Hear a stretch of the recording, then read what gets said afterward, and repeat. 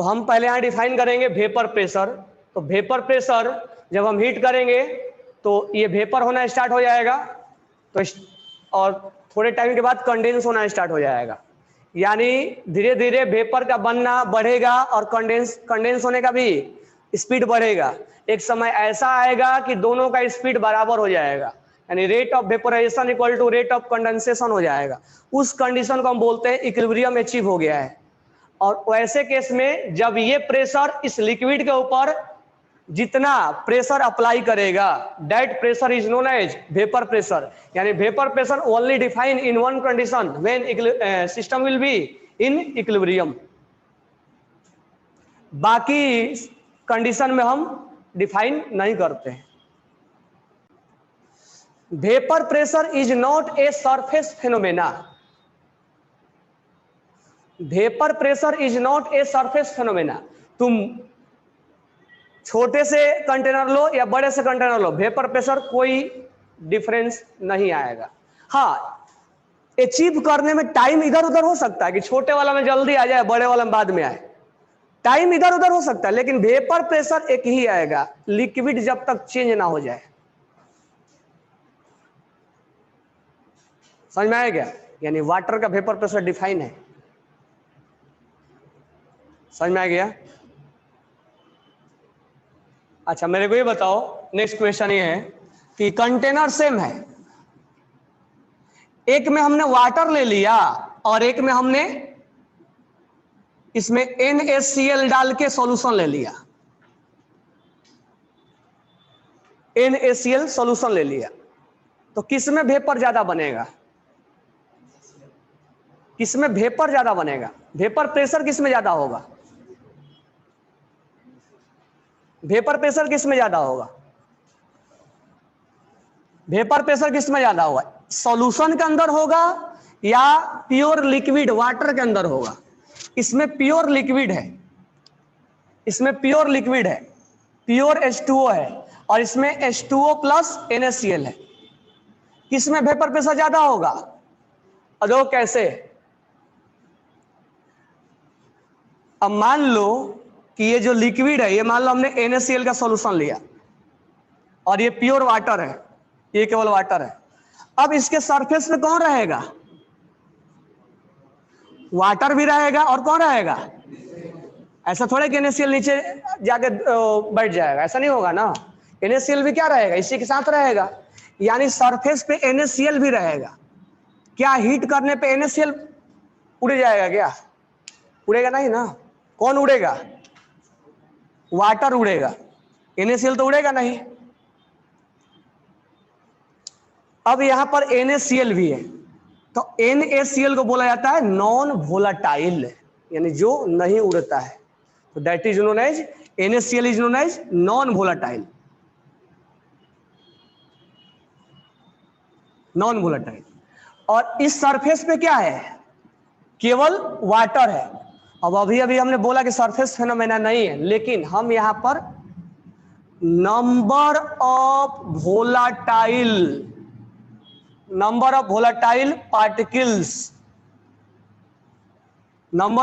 Particles per unit volume में check करते हैं।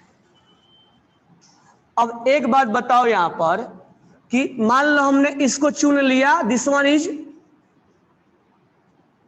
पर यूनिट वॉल्यूम है, और यहां भी हमने पर यूनिट वॉल्यूम मान लिया, तो वाटर के मॉलिक्यूल्स कहां मिलेंगे ज्यादा, यहां या यहां? इसमें ज्यादा मिलेगा। तो वेपर प्रेशर इस बात पे भी डिपेंड करता है। वेपर प्रेशर कंटेनर के सरफेस पे डिपेंड नहीं करेगा, सरफेस फेनोमेना नहीं है, लेकिन पर यूनिट वॉल्यूम में उड़ने वाला की संख्या किसमें ज्यादा है? तो यहां उड़ने वाला की संख्या क्या है? ज्यादा है पर यूनिट वॉल्यूम में, लेकिन यहां उड़ने वाला की संख्या कम हो गया, क्योंकि बाकी जगह कौन ले लिया है? NaCl ले लिया है।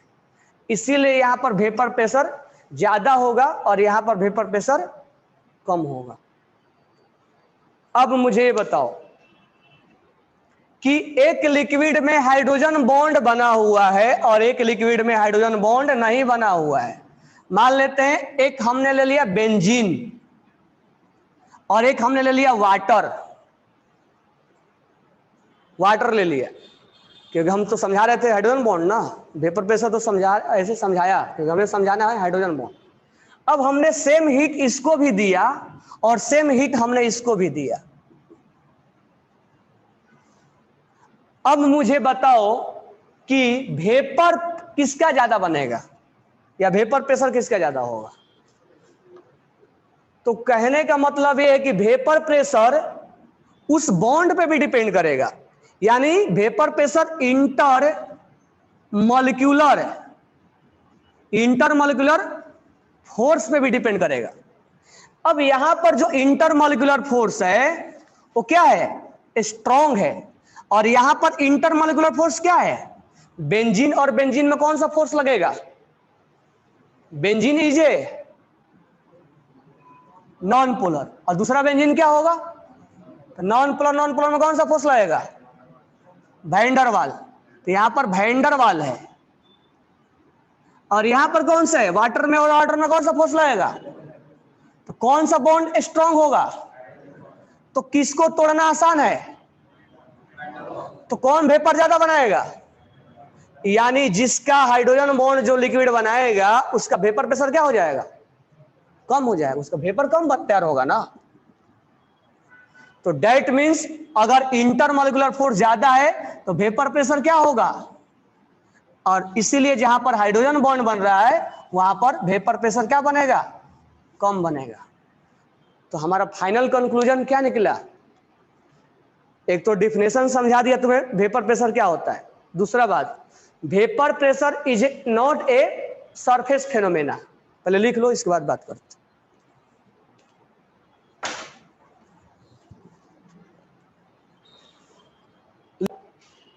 वेपर प्रेशर कब डिफाइन करेंगे, इक्विलिब्रियम पे, पहले ध्यान से सुन लो। वेपर प्रेशर कब डिफाइन करेंगे, इक्विलिब्रियम पे।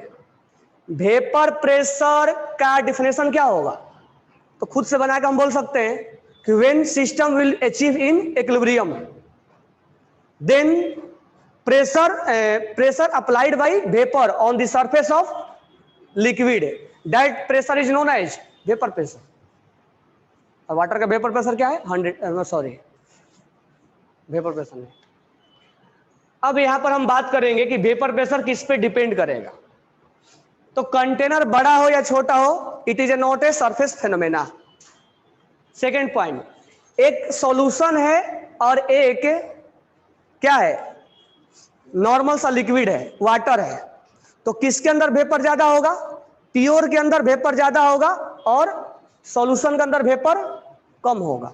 तीसरा, एक अगर लिक्विड है जिसमें हाइड्रोजन बॉन्ड बन रहा है और एक लिक्विड है जिसमें वैन डर वाल फोर्स है, तो किसमें वेपर ज्यादा बनेगा, वैन डर वाल में, यानी हाइड्रोजन बॉन्ड की वजह से वेपर प्रेशर क्या हो गया, कम हो गया।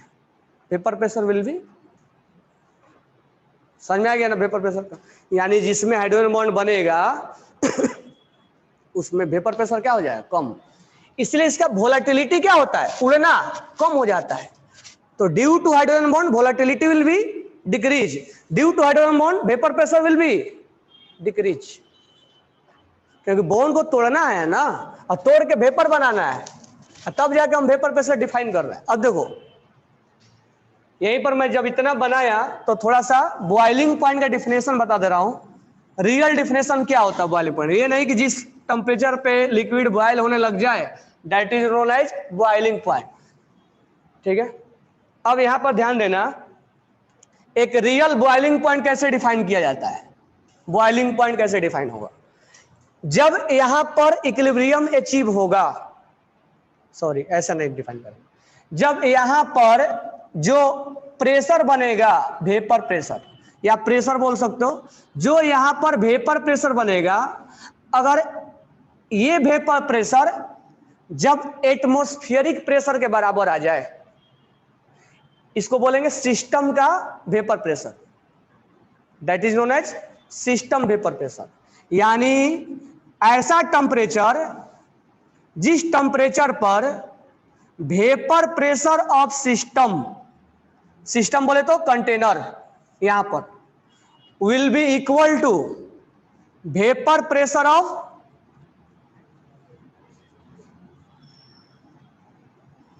Atmospheric pressure. हमारे ऊपर प्रेशर लग रहा है ना, हमारे एटमॉस्फेयर का प्रेशर लग रहा है ना, एयर का प्रेशर है कि नहीं है। अब एटमॉस्फेयर का प्रेशर कितना होता है 1 atm अगर मानते हैं, 760 mm ऑफ मर्क्यूरी बोलते हैं ना, यानी 1 atm बोलो, इस प्रेशर को 1 atm बोले एटमॉस्फेरिक में, ये यूनिट है इसका प्रेशर का, या 760 mm ऑफ मर्क्यूरी, ये भी यूनिट ही है, इसको हम एटमॉस्फेरिक प्रेशर बोलते हैं। जब सिस्टम का प्रेशर इसके बराबर आ जाए,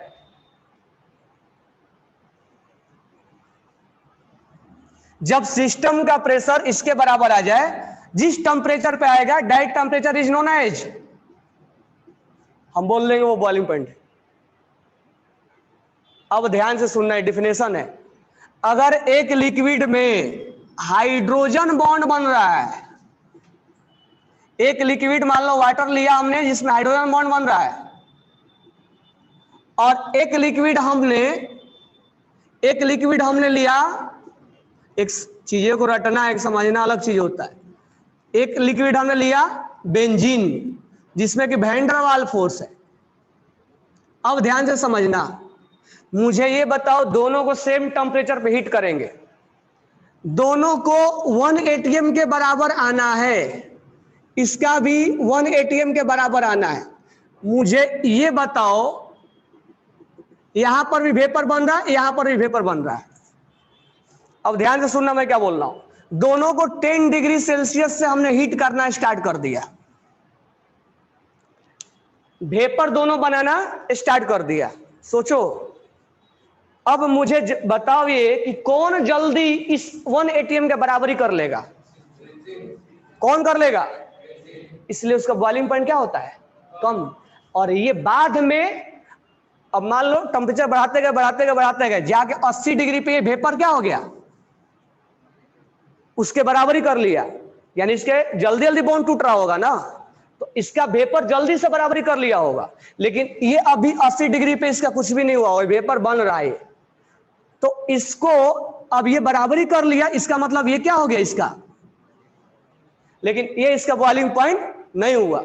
अब जाके इसको अभी और हीट करेंगे, तब जाके 100 डिग्री पे ये इसके बराबर हो जाता है। तो हम 100 डिग्री पे जब बराबर होता है तब हम बोलते हैं इसका बॉइलिंग पॉइंट आ गया, यानी जिसमें हाइड्रोजन बॉन्ड बनता है। अब एक लाइन से सब देख लेना है।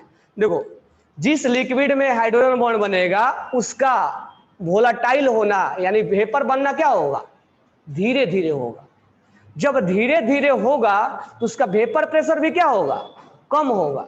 और जब धीरे धीरे वेपर प्रेशर बनेगा तो 1 atm के बराबर क्या होगा, बहुत टेंपरेचर के बाद होगा, यानी इसका बॉइलिंग पॉइंट क्या होगा, ज्यादा होगा कि नहीं होगा। यानी एक लिक्विड हमने लिया जिसमें हाइड्रोजन बॉन्ड है, एक में वैन डर वाल्स फोर्स है, तो इसमें वेपर कम बनेगा, इसमें वेपर ज्यादा बनेगा। ज्यादा बनेगा तो जल्दी से 1 atm का अचीव कर लेगा ना, क्योंकि 1 atm तो फिक्स है, एटमॉस्फेरिक दोनों के लिए सेम है ना, दोनों एक ही लैब में है, ठीक है, दोनों का एटमॉस्फेरिक सेम है, तो ये जल्दी से अचीव कर लेगा। इसका मतलब इसका बॉइलिंग पॉइंट क्या होगा, कम होगा, और इसका बॉइलिंग पॉइंट क्या होगा, ज्यादा होगा। यानी जिस लिक्विड में हाइड्रोजन बॉन्ड बनेगा उसमें उसका बॉइलिंग पॉइंट क्या हो जाएगा, बढ़ जाएगा। अब चीजें केवल रटना नहीं है कि बढ़ जाएगा, सोचो क्यों बढ़ गया है, क्योंकि बॉन्ड टूटना फास्ट नहीं, स्लो स्लो हो रहा है, और ये जल्दी जल्दी बॉन्ड तोड़ रहा है, जल्दी जल्दी बॉन्ड तोड़ रहा है, तो ये इसके जल्दी अचीव कर लेगा ना। मान लो स्टार्टिंग में प्रेशर जो बना होगा यहां पर 0.1 से स्टार्ट करते हैं, इसमें भी 0.1, तो ये 0.1 है, तुरंत ये 0.1 से 0.8 हो गया, 0.8 से 0.9 हो गया, 1 हो गया। लेकिन ये 0.1 से 0.8 होने में बहुत टाइम लगाया, अभी और टाइम लगाया। अब जाके ये 1, ये तुरंत अब 1 हो गया, अब इसको 1 बनने में टाइम लगेगा, अब जाके बराबर हुआ, और ये कम ही टेंपरेचर पर 1 बन गया था। इसका मतलब इसका बॉइलिंग पॉइंट क्या हो गया था, जल्दी आ गया था। तो अब ऐसे सोचो, एक बस बातें बता रहा हूं फोर्स ऑफ अट्रैक्शन को लेके। मैं एक ही बार सब कंक्लूजन लिखवा दे रहा हूं, बस इतना सोचना है तुम्हें। दो कंडीशन ले रहा हूं, एक में हाइड्रोजन, दो मॉलिक्यूल्स के बीच में हाइड्रोजन बॉन्ड है,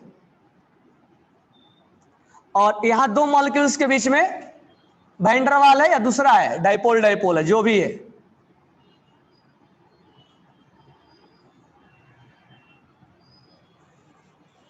ठीक है, तो इसका वेपर प्रेशर क्या होगा? कम होगा। इसका वेपर प्रेशर क्या होगा? ज्यादा होगा ना, जल्दी जल्दी वेपर बनेगा, अचीव हो जाएगा, और वेपर वहां ज्यादा कलेक्ट होगा, ज्यादा प्रेशर क्रिएट करेगा।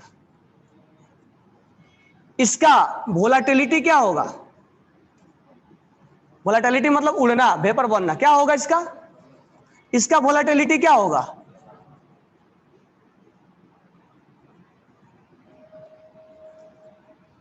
अब ये जल्दी जल्दी जब वेपर नहीं बन पा रहा है, तो इसको 1 atm अचीव करने में क्या लगेगा? टाइम ज्यादा लगेगा और टेम्परेचर भी ज्यादा लगेगा। इसका मतलब इसका बॉइलिंग पॉइंट क्या होगा और इसका बॉइलिंग पॉइंट क्या होगा? होगा ना, तो बॉइलिंग पॉइंट बढ़ा देता है, बढ़ा देगा ना, कि तीनों पॉइंट लिख लो। अब तुम जो डिफाइन करते हो मेल्टिंग पॉइंट, तो मेल्टिंग पॉइंट का भी डिफिनेशन अलग है। मेल्टिंग पॉइंट का भी डिफिनेशन अलग है, जो मेल्ट हो जाए जिस टेम्परेचर पर, उसको मेल्टिंग पॉइंट बोलते हो, तो नॉर्मल लैंग्वेज में बोलते हैं।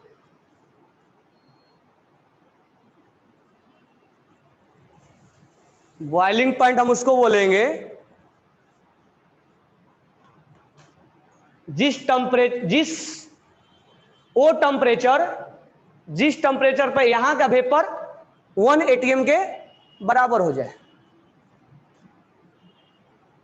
समझ में आ गया? उसको हम बॉइलिंग पॉइंट बोलेंगे। तो boiling point is define as, लिख लो, मैं बोल दे रहा हूं, boiling point is define as, जो नहीं समझ में आया तो बोलना अभी। Boiling point is define as, boiling point is define as, boiling point is defined as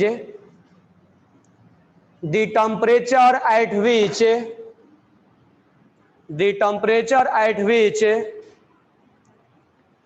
boiling point is defined as the temperature at which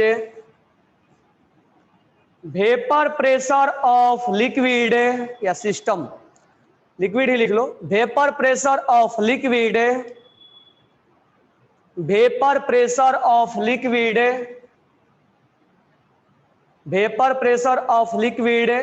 will be equal to vapor pressure of, will be equal to atmospheric pressure, will be equal to atmospheric pressure 1 atm, will be equal to atmospheric pressure 1 atm, जिसको बोलते हैं 760 mm of mercury, वो unit है ये। Vapour pressure का definition लिख लिए थे, when system will be achieve in equilibrium then pressure applied on the surface of the liquid, that pressure is known as vapour pressure. समझ में आ गया ना? तो वाटर का कब वेपर 1 atm के बराबर हो जाएगा? वाटर का कितने डिग्री टेम्परेचर पर उसका प्रेशर 1 atm के बराबर हो जाएगा? मतलब वही ना बॉइलिंग पॉइंट जिसको बोलते हैं, हम उसको उल्टा करके बोल रहे हैं, यानी 100 डिग्री पे वाटर का जो वेपर बनेगा वो 1 atm के बराबर हो जाएगा। लिख लेना, इस चीज को लिख लो, at 100 degree temperature of water, at 100 degree temperature of water, ताकि बाद में पढ़ो तो समझ में आए कि हाँ रियल डिफिनेशन ये है। at 100 degree temperature of water, vapor of water will be equal to atmospheric pressure, vapor of water will be equal to atmospheric pressure, vapor of water will be equal to atmospheric pressure, vapour of water will be equal to atmospheric pressure, that means boiling point of water is 100 degree Celsius. लिख लो, that means boiling point of water is 100 degree Celsius. That means boiling point of water is 100 degree Celsius.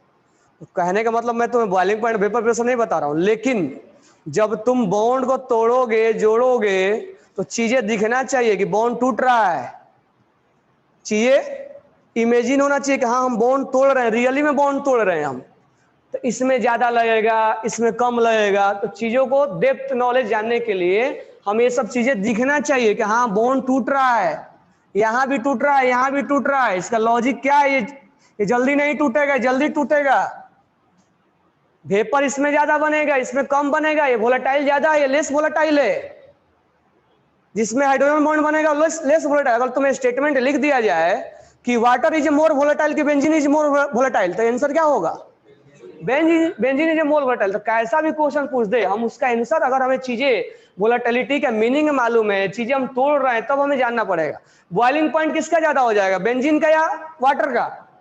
Water का ज्यादा होगा, क्योंकि इसमें vapour कम बनेगा, sorry इसमें vapour ज्यादा बनेगा, तो जल्दी से अचीव हो जाएगा। अब मान लो तुम्हारा मान लो तुम नीट का पेपर दिए, 550 नंबर लाए, जिसका जल्दी ज्यादा सही होगा वो इस लाइन को क्रॉस कर लेगा ना। और जिसका बना रहा गलती हो रहा, तो ये जल्दी लाइन को क्रॉस नहीं करेगा। इनको बनना है 180 में, इसका पासिंग मार्क्स है। तो जल्दी कौन अचीव कर लेगा? तो ये जल्दी से आ जाएगा। टेम्परेचर कम पे ही क्या हो गया, वो जल्दी से अचीव कर लिया, कम टेम्परेचर पे ही जल्दी से अचीव कर लिया। इसका मतलब इसमें टेम्परेचर कम पे ही, तो तुम्हें लिख के दिया भी होगा उसमें बेंजीन का कम होता है, वॉल्यूम में लिख के दिया होगा बॉइलिंग पॉइंट। तो ये मेरे को बताओ, बॉइलिंग पॉइंट डिफिनेशन समझ में आ गया, वेपर प्रेशर समझ में आ गया, मेल्टिंग पॉइंट का समझाएंगे, उसका भी मेल्टिंग पॉइंट का कुछ ऐसा ही है। अब तुम्हें वहां थोड़ा इमेजिन करना पड़ेगा, वहां भी इक्विलिब्रियम आता है, वहां भी सॉलिड और लिक्विड के बीच में, आइस और उसके बीच में इक्विलिब्रियम आएगा। तो सब चीजें बाद में बात करेंगे। अब मेरे को ये बताओ कि अगर एक लिक्विड में हाइड्रोजन बॉन्ड है और एक में हाइड्रोजन बॉन्ड नहीं है, तो कौन वोलेटाइल ज्यादा होगा? जिसमें हाइड्रोजन बॉन्ड नहीं है। एक में हाइड्रोजन बॉन्ड है, एक में हाइड्रोजन बॉन्ड नहीं है, किसमें वेपर ज्यादा बनेगा? जिसमें हाइड्रोजन बॉन्ड नहीं है। एक में हाइड्रोजन बॉन्ड है, एक में हाइड्रोजन बॉन्ड नहीं है, किसमें वेपर प्रेशर ज्यादा होगा? जिसमें हाइड्रोजन बॉन्ड नहीं है। एक में हाइड्रोजन बॉन्ड है, एक में हाइड्रोजन बॉन्ड नहीं है, किसका बॉइलिंग पॉइंट ज्यादा होगा? जिसमें हाइड्रोजन बॉन्ड है, क्योंकि वो जल्दी से उड़ेगा नहीं, और जब उड़ेगा नहीं तो उसको इक्वल कर नहीं पाएगा जल्दी से, इसलिए उसका टेम्परेचर क्या हो जाएगा? ज्यादा हो जाएगा। क्लियर हो गया चीजें? अब यहां पर दो बातें आती है कि इंट्रा के इंटर। तो मैं अभी एक ही लाइन बोलता हूं, इंट्रा सब चीज कम कर देता है और इंटर बढ़ा देता है। ये जितना भी चीजें मैं बता रहा हूं इंट्रा के लिए बता रहा हूं, इंटर कम कर देता है, उसके बारे में हम अलग से बात करेंगे, ठीक है। अब तुम वॉल्यूम निकालो, और वॉल्यूम में मैं एक एक पॉइंट रीड कर रहा हूं, हम उसको समझेंगे सारे चीजें, तब हम क्वेश्चन करेंगे। वॉल्यूम निकालो, पेज नंबर ओपन करो, आप सबसे लास्ट पेज ओपन करो जहां हाइड्रोजन बॉन्ड है, सबसे लास्ट पेज 57 नंबर ओपन करो। मैं 1 बाय 1 सारा चीजें एक्सप्लेन कर रहा हूं, मैं 1 बाय 1 सारे चीजें एक्सप्लेन कर दे रहा हूं। अच्छा, ये सब चीजें इमेजिन के लिए बताया, ये नहीं कि हवा में बना रहे हो क्वेश्चन, हवा में नहीं बनाना है। चीजों को समझ के, परख के, क्या पूछा है, क्या जानना है, चीजें कहाँ बॉन्ड तोड़ना है, कहाँ जोड़ना है, क्या बोल रहा है, एसोसिएशन क्या है, डिसोसिएशन क्या है, ये सब सारा चीजें दिखना चाहिए। चलो मैं यहाँ पर 57 में ये वाला पॉइंट पढ़ रहा हूं मैं, ये इंट्रा वाला, यहीं से स्टार्ट कर रहा हूं पढ़ना, इसके ऊपर वाला बाद में हम पढ़ेंगे। 57 में लेफ्ट हैंड साइड इंट्रा जहां लिखा, the intra molecular force bond, यहां से मैं पढ़ रहा हूं। उस पे ऊपर घर पे जाकर उसमें पॉइंट डाल लेना, मैं वहां रीड कर रहा हूं और एक एक पॉइंट को समझा रहा हूं, तो सब 57 पेज निकाल लेना। पहला पॉइंट जो है, intra molecular hydrogen bond is present in orthochlorophenol, नाम लिख लोगे ऑर्थोक्लोरोफिनॉल का, orthonitrophenol, ortho nitroaniline, ortho hydroxy benzaldehyde, ortho hydroxy benzoic acid. नाम लिखने में कोई प्रॉब्लम नहीं है। इन सब में क्या लगेगा? इंट्रा बनेगा, बनेगा ना इंट्रा, और इसमें चिलेशन बनेगा। Next, substance having intramolecular hydrogen bonding are less water soluble and steam volatile. ये क्या बोल दिया? अभी तो हम बोल रहे थे कि इंट्रा बहुत ज्यादा सोलुबल होता है, लेकिन सॉरी, हाइड्रोजन बॉन्ड बहुत ज्यादा सोलुबल होता है। इस पॉइंट के बारे में हम बाद में बात करेंगे। याद रखना, जो कुछ भी हमने अभी तक बोला वो सब किसके बारे में बोला? इंटर के बारे में बोला। इंटर हाइड्रोजन बॉन्डिंग के बारे में हमने अभी तक बात किया। इंट्रा में जस्ट उसके अपोजिट हो जाता है। उसका मैं रीजन बाद में बताऊंगा क्यों ऐसा हो रहा है।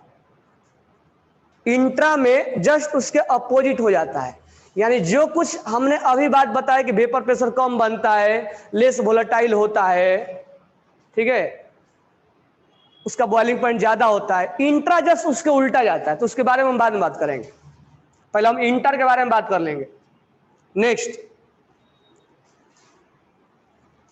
नेक्स्ट पॉइंट है, hydrogen bond form between different polar molecules is known as intermolecular hydrogen bonding. तो मालूम है ना, इंटर है, दो डिफरेंट मॉलिक्यूल्स या सेम भी हो सकते हैं वाटर वाटर के बीच में। Intermolecular hydrogen bond is present like water water, ice, ice में होगा ना, आइस में वाटर से बनता है, आइस में तो हाइड्रोजन बॉन्ड होगा ही, 4 बॉन्ड होता है, वो आगे हम बात करेंगे। अमोनिया बता चुका हूं, अमोनिया में है। एचएफ में है, बता चुका हूं, hydrogen fluoric acid. Orthophosphoric acid, ये छूट गया है। ऑर्थोफॉस्फोरिक एसिड का फॉर्मूला H3 फास्फोरिक एसिड का फॉर्मूला, ऑर्थो में लगा दिया है, मैंने बोला भी है कि फास्फोरिक एसिड का फॉर्मूला H3PO4 होता है। अब तुम कल घर से बना के लाओगे कि इसके अंदर हाइड्रोजन बॉन्ड कैसे है। नेक्स्ट है हमारा ऑर्थोबोरिक एसिड H3BO3, इसके अंदर बोरिक एसिड कैसे है, तो कल घर से बना के लाओगे। ये सब इंटर है, हम ज्यादा बात करेंगे इंटर, इंटर बहुत रेयर आता है, ठीक है, मैक्सिमम हम इंटर पे ही बात करते हैं, इसीलिए बोला हूं इंटर हम बाद में बात करेंगे।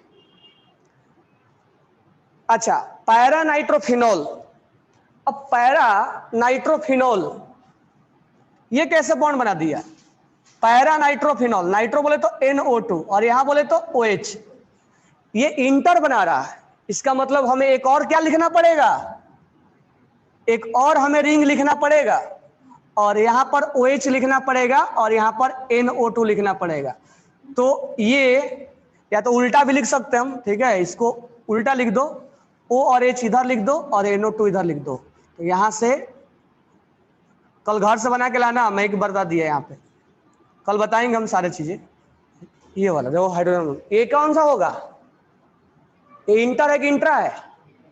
इंटर है, ये दो जरूरत पड़ा ना, ऑर्थो वाला इंट्रा बनाएगा और ये वाला कौन बनाएगा, पैरा वाला इंटर बनाएगा। इसके लिए एक और रिक्वायरमेंट होगा, तो घर से बना के लाना है, फास्फोरिक एसिड का, बोरिक एसिड का, इनका जो अभी लिखा हुआ। नेक्स्ट, पैरा हाइड्रोक्सी बेंजल्डिहाइड, नाम लिख लोगे, CHO और OH, पैरा, यानी यहां पर लगा दो CHO और यहां पर लगा दो OH।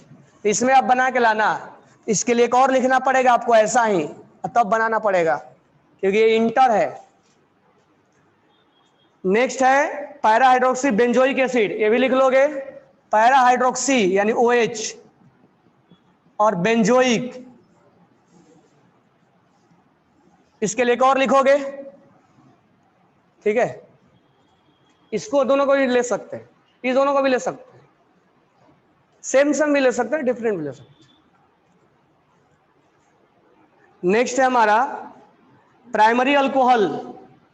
प्राइमरी अल्कोहल बोले तो ये जो OH लगा रहेगा, इससे ये जो कार्बन है इससे एक कार्बन जुड़ा होना चाहिए, that is known as primary alcohol. इसको बोलते हैं 1 डिग्री अल्कोहल, अगर ये OH जो लगा रहेगा, इससे अगर 2 कार्बन जुड़ा हुआ है इससे, तो that is known as secondary alcohol. अगर इससे 3 कार्बन जुड़ा रहेगा तो टर्सरी अल्कोहल। अब 4 तो नहीं हो सकता ना, 4 बॉन्ड बना लिया कार्बन। तो इसमें लिखा है प्राइमरी अल्कोहल, मिथेनॉल लिखा है, इथेनॉल लिखा है, ठीक है। तो इसको भी बना के लाना घर से। अब नेक्स्ट लिखा है एसिटिक एसिड और फॉर्मिक एसिड, ये बनवा के दिया था मैंने, एक बार दोबारा फिर से बनाना इसको। प्राइमरी अमाइन, अमाइन वही बात है, अगर इस कार्बन पे NH2 लगा रहेगा और एक कार्बन लगा हुआ है यहाँ पे, तो that is known as primary amine. अगर 2 कार्बन लगा रहेगा तो सेकेंडरी, अगर 3 लगा रहेगा तो टर्सरी अमाइन। तो primary amine and secondary amine, this one is known as secondary. कल बना के लाना, टर्सरी नहीं लिखा है, क्यों नहीं लिखा है बाद में बताएंगे। कार्बोहाइड्रेट जो हम बायोम पढ़ते हैं, प्रोटीन, न्यूक्लिक एसिड, इन सब में क्या होता है, हाइड्रोजन बॉन्ड होता है, ठीक है। नेक्स्ट है एसोसिएशन डिसोसिएशन है। अच्छा, एक जो और होता है बायोम पढ़ोगे हेलिक्स वगैरह में, जो DNA वगैरह बनता है, हेलिक्स का स्ट्रक्चर बनाते हैं ना हम, उसमें भी हाइड्रोजन बॉन्ड बनता है, इसमें लिखा होगा। तो अभी एसोसिएशन वाला बात नहीं बता रहा हूं, वो कल बताएंगे। The liquid which do not contain hydrogen bond is known as normal element, normal liquid. जैसे कि बेंजीन, बेंजीन क्या है, नॉन पोलर है, तो बेंजीन और बेंजीन में कौन सा फोर्स होगा, वैन डर वाल। Carbon disulphide CH2 van der वाल। समझ में आ गया ना। इसको कल पढ़ के आना, कल हम एंड करेंगे इसको, कल हम बॉइलिंग पॉइंट वगैरह सब सीक्वेंस जानेंगे। फिर कल हम जानेंगे इसमें एसोसिएशन क्या है, डिसोसिएशन क्या है, ये CuSO4 5H2O क्या लिखा हुआ है, 7H2O क्या लिखा हुआ है। ओके, इसको कल घर से थोड़ा पढ़ के आओ।